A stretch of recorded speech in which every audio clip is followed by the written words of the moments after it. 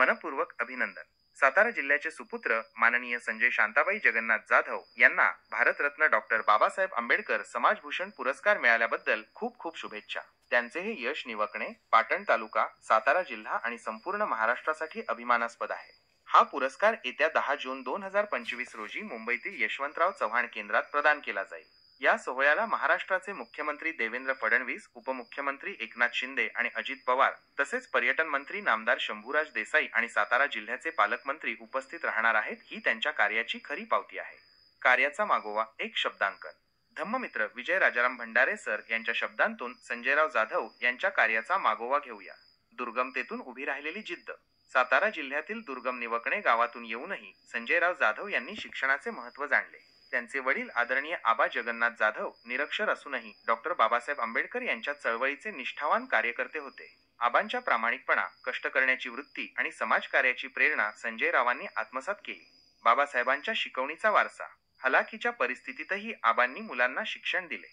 संजयराव मुंबईत स्थायिक होऊनही गावाकडील जबाबदारी कधी विसरले नाहीत। शिक्षण हे वाघिणीचे दूध आहे, तो पिणारा गुरगुरल्याशिवाय राहणार नाही। या बाबासाहेबांच्या शिकवणीतून प्रेरणा घेत त्यांनी मोडेन पण वाकणार नाही, शिका, संघटित व्हा आणि अन्याय झाला तर संघर्ष करा या तत्वांचे पालन केले।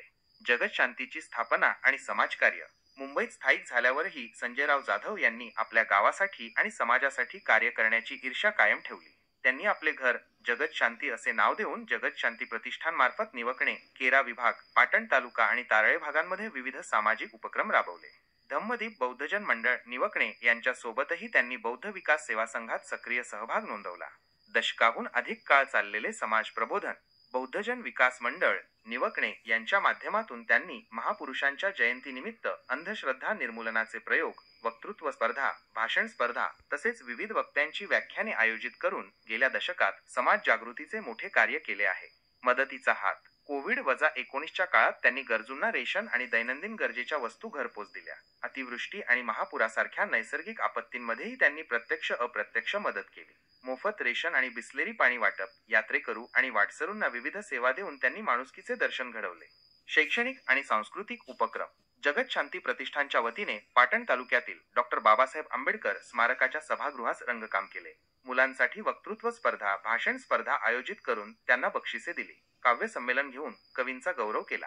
धम्मदीप बौद्धजन मंडळ निवकणे यांच्या वतीने 10 ते 12 वर्षांपासून असे सामाजिक उपक्रम ते राबवत आहेत, ज्यामुळे समाजात एक आदर्श निर्माण झाला आहे।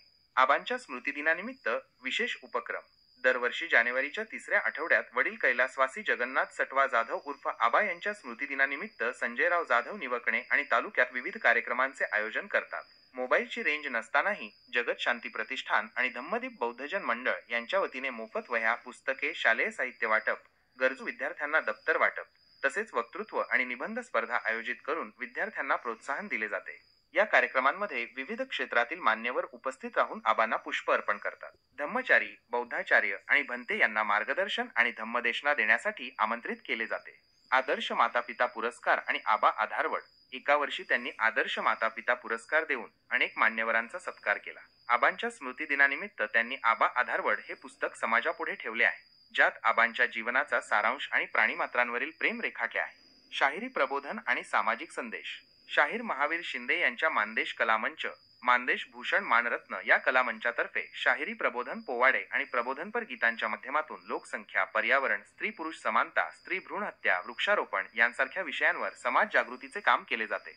शैक्षणिक विकास आणि अंधश्रद्धा निर्मूलन। मुलांमध्ये वक्तृत्व कला विकसित करण्याच्या उद्देशाने आई आणि वडील या विषयावर वक्तृत्व स्पर्धा, कविता स्पर्धा आणि काव्य संमेलन आयोजित करून विद्यार्थी आणि शिक्षकांचा सन्मान केला आहे। अंधश्रद्धा निर्मूलनाचे प्रयोग राबवून उपस्थितांना पुस्तके वाटप करून स्मृतिदिन साजरे केले आहेत। पाटण आणि तारळे भागातील गरजू विद्यार्थ्यांना त्यांनी मोफत लेखन साहित्य वाटप करून 10वी-12वीतील गुणवंत विद्यार्थ्यांना प्रोत्साहन दिले आहे।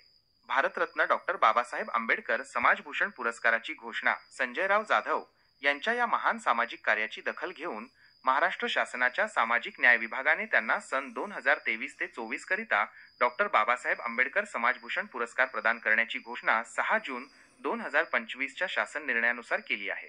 सातारा जिल्ह्यातून निवड झालेल्या 2 व्यक्तींपैकी एक संजय जगन्नाथ जाधव आहेत।